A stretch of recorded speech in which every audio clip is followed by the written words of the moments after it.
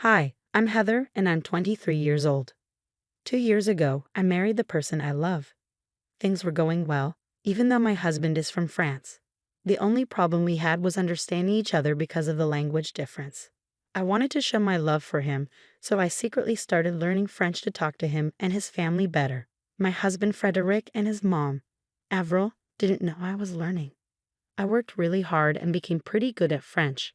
I felt confident that I could survive in France if I needed to, but I was too shy to speak French with my husband and his mom. It's scary talking to someone in their own language, especially if you're always around them. But I decided it was time to change that. I stopped speaking French with them because the whole point was to improve communication, right? It's a good thing I didn't start too soon because I found out something important one day that caused a lot of problems. Hi, Mom. How are you, son? Thank you for inviting me over on this nice Sunday afternoon. It was our pleasure, Mom. Hello, Mom. Hi, daughter. How are you? Thanks for having me. Oh, don't mention it. You know you're always wanted here. I brought some croissants and what do you Americans call them? Bagels. Yes, bagels and croissants for our afternoon tea. That's wonderful. Thank you. Come, sit down, Mom. The food will be ready soon. Did she make the food? No, I did most of the cooking. It's okay. Oh, thank goodness.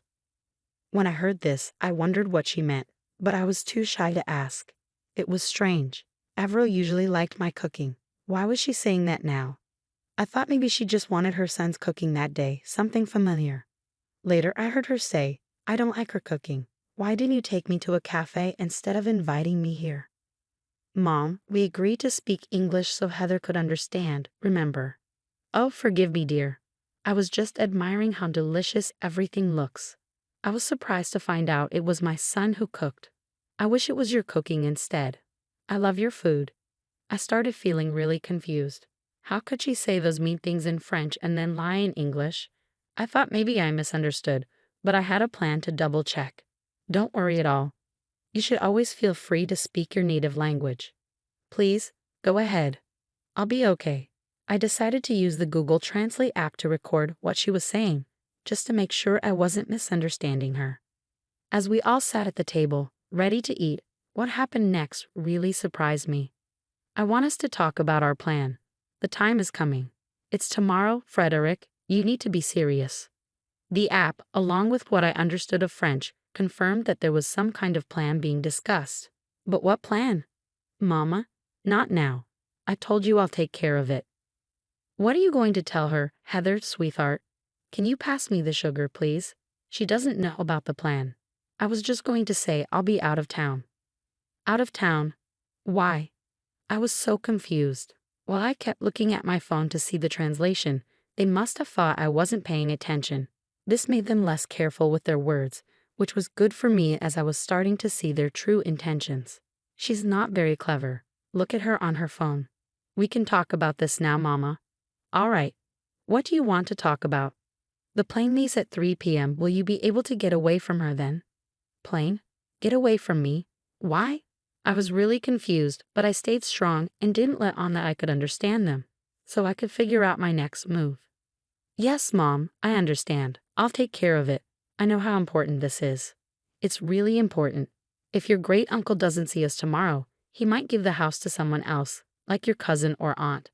We can't let that happen. Nobody should know about this house. Oh, Mom, you're funny.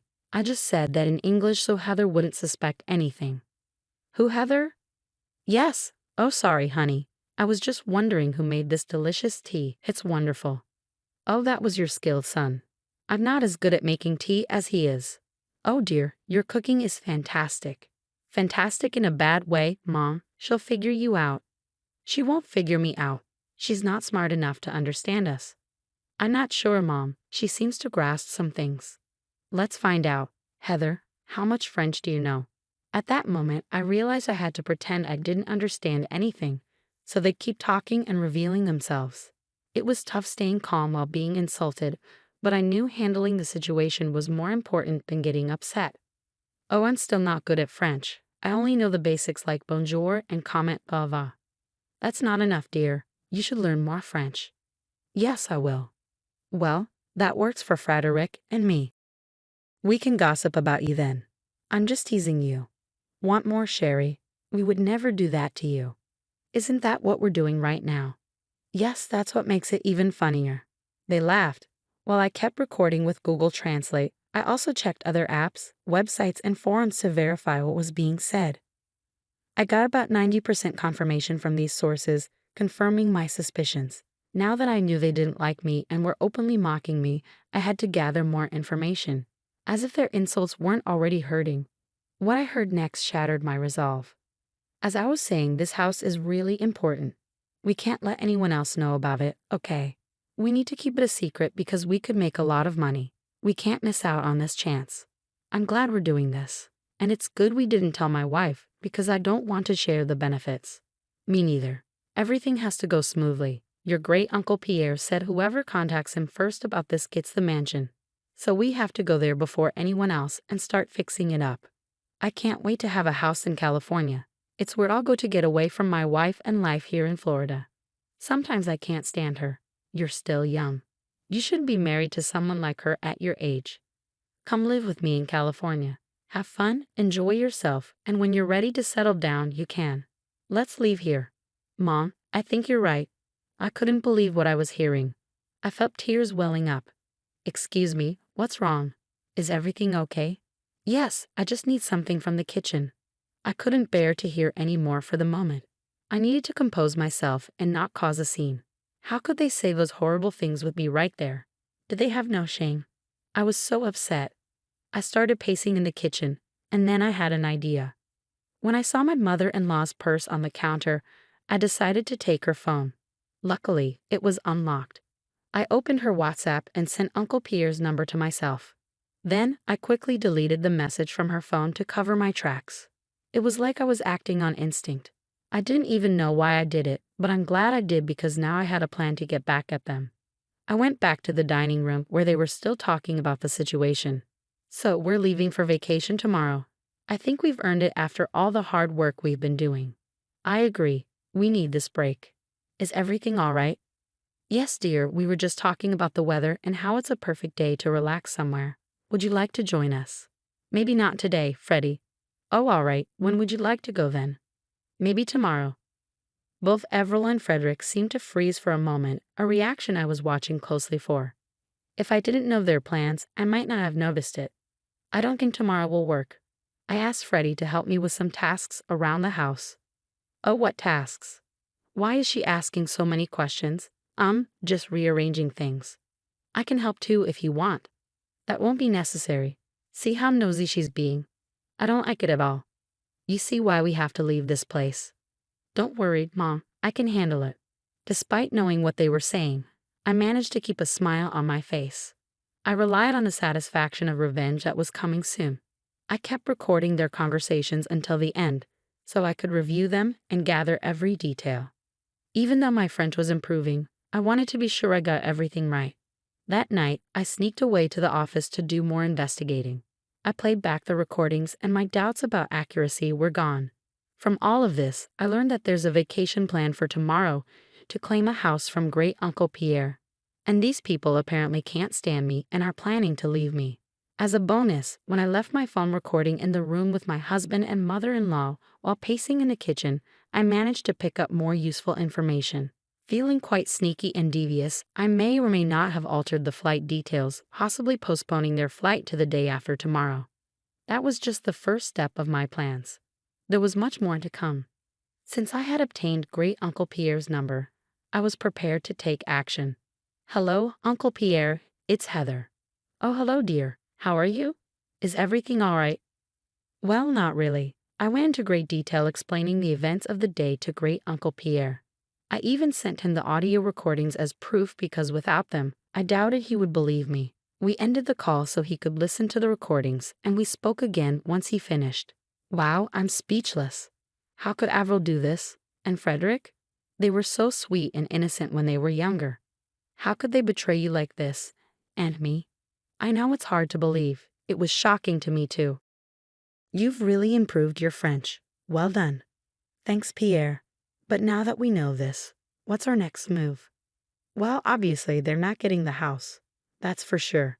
After hearing all of this, the There's no way I'm giving such a lavish and honorable gift to people planning to destroy it with their deceitfulness and foolishness.